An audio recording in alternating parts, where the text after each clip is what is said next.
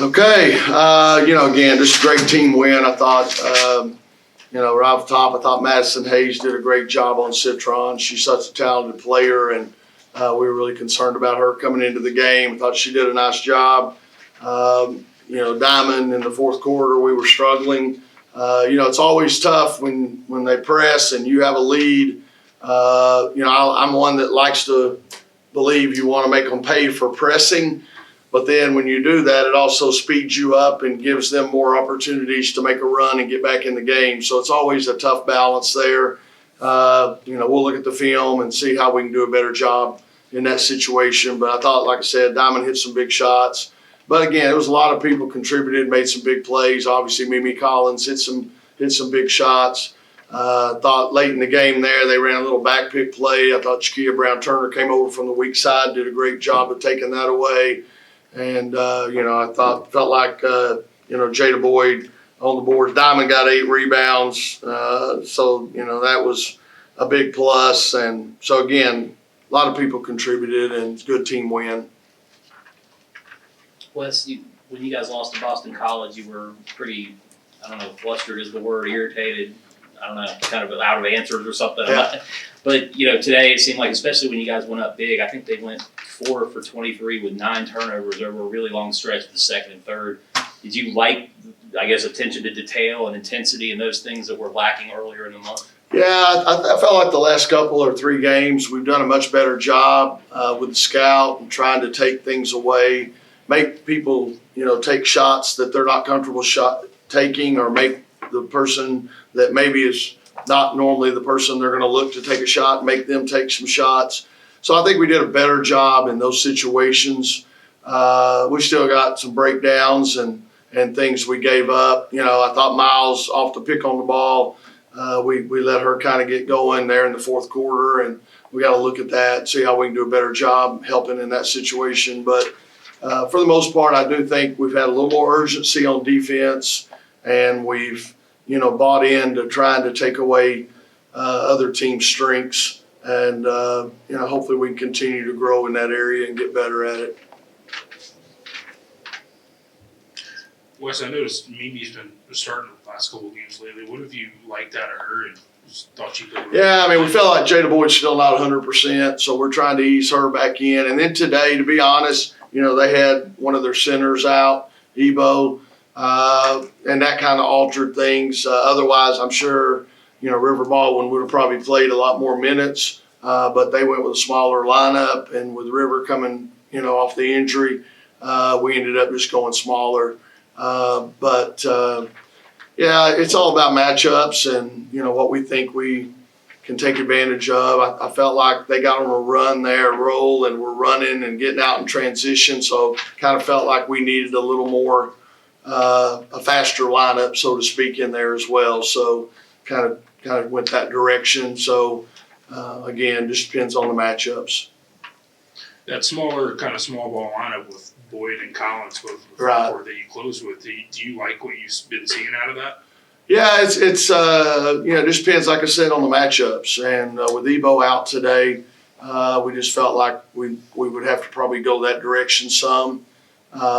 Next game, we may be flipping it the other way, but we'll just kind of play it by ear. And we're just trying to win games, however we can. Well, so you got down to a one possession game there, but you had to like how your team responded. Let's talk about that. Yeah, again, obviously disappointed we let them make that run. They got hot and they got happy, and we gave up some easy buckets. We also, I think, put them on the foul line. I hadn't really looked at it, but they shot 11 free throws. Well, for the game, I guess that's not that bad, really. But felt like we, fourth quarter transition, they got out and ran a little bit. They got a couple open threes in transition, and we didn't get matched up. And that's why we got Madison Hayes back in the game. I thought she was doing a great job on Citron. So tried to get her back out there and match up with her. And then, like I said, Diamond hit a big shot or two, and kind of gave us a little bit of a chance to, hold them off. But again, we'll look at the film and see. But yeah, that is concerning that we let them make that run. Wes, you have the ACC standings, and there's the quad wins, and then there's just the emotion of beating a ranked team. What is the value of this victory, do you think? Yeah, I looked at our schedule. We were 500 and we were going to Louisville and then had Notre Dame coming here, and it's kind of scary looking as far as what could happen.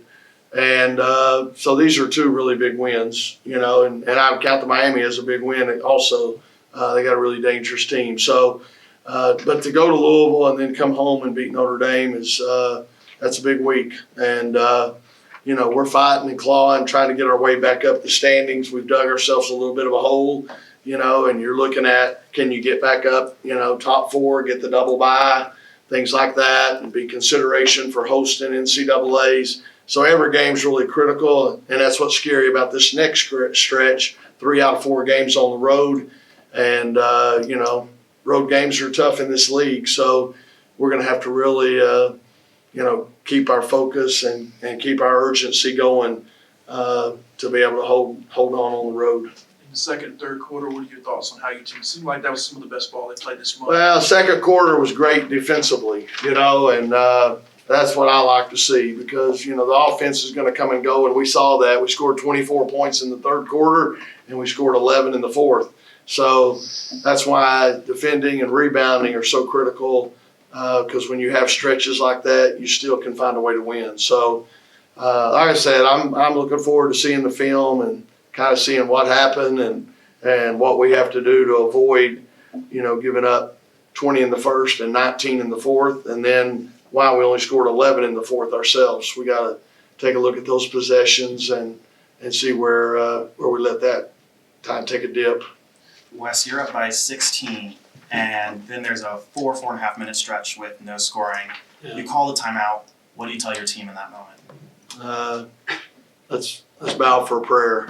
No, I mean, again, we tried to, I felt like we were settling for jump shots some, and they're great when they're going in, the threes are great when they're going in, but, we rushed a couple of shots, and, instead of maybe swinging the ball and maybe testing the D a little bit, we just settled for jump shots, and it hurt us. But again, Diamond was able to get in there and get those little 15-foot jumpers, and she's pretty good at that, and hit that. And then I think we hit a few free throws too.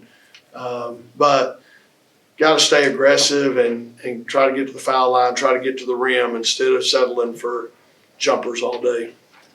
Wes, I know you said you had a road stretch coming up, but the rest of your home games are sold out. The crowd was loud today. Yeah. How much of an advantage is Yeah, there's no doubt. No doubt. They made that big run. It'd have been easy for us to hang our heads and say, oh, wow, here we go. And I think the crowd keeps you in it, keeps you focused, and probably has a little bit of effect on your opponents too.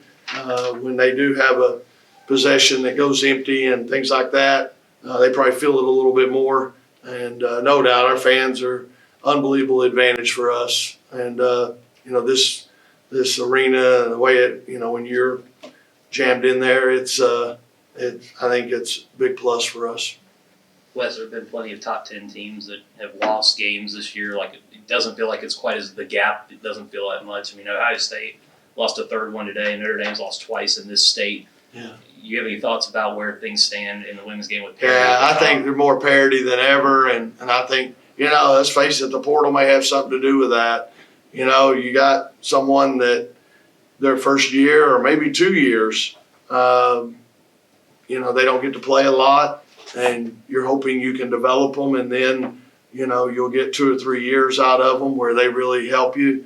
But kids nowadays are, they'll say after you've worked with them for a year or two, they'll say, I'll go somewhere else. And then that makes that team better, and they're ready to play because they've paid their dues, so to speak. So there's no doubt it's tough right now. I'm used to, that's why I didn't really recruit junior college a lot, because I like bringing in kids and having them for 4 years and watching them develop and watching them grow.